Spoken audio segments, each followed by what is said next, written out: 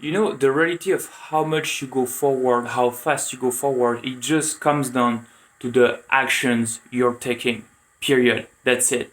But the action you're taking are based on what's happening into your head.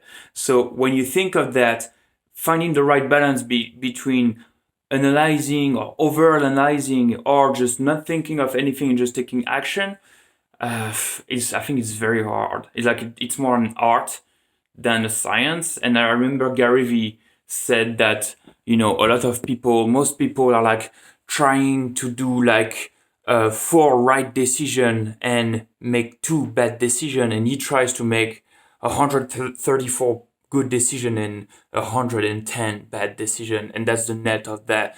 I think when you do it like Gary Vee style, when you just take action, action, action, action, action, massive action, I think you develop more your intuition. You do more mistakes. It's more painful, but you do more. You have more experience. You gather more experience, and then the algorithm in your head learns faster in the back end of your head. So you develop like what they call intuition, sixth sense, stuff like that. And if you overanalyze, you gather less data because the reality is what's happening, outside of your head. Even if you gather this data by taking action. So I think it just comes down of it just comes down on just not being afraid to fail and take massive action, because when you put them compared side to side, it just comes down to how resilient you are. And that as I'm talking, I just realized that how important is it, especially for an entrepreneur, to just go all in and just be ready to fail and learning from your failure, because people are super stressed and stuff like that. But at the same time, you cannot afford to do whatever on anything. I mean, you could, but it's like, how much are you ready to lose in terms of like mental strength and money, for example. For example, in e-commerce, they tell you, like you need to try plenty of products.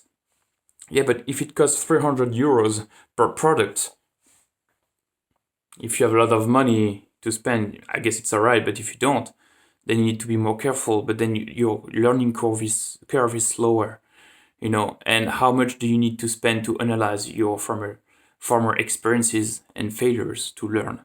Because I realized that all the time that you spend analyzing, thinking, stuff like that is not energy that you put into the action or into the execution. But at the same time, maybe you cannot afford to just do whatever. So I'd be curious. I think that the right balance is to really like take as much action as you can afford mentally. Even if mentally you can always build your strength more and more and more. Financially, it's a bit harder. So I think it just comes down to how much you're ready to lose financially. In terms of when you think of it as an entrepreneurship journey. So the most action you can afford until you and how much you afraid to lose. I think that's the right balance right there. But I'd be curious to think what's your opinion on that, and share that with me, because there are a lot of different schools on that.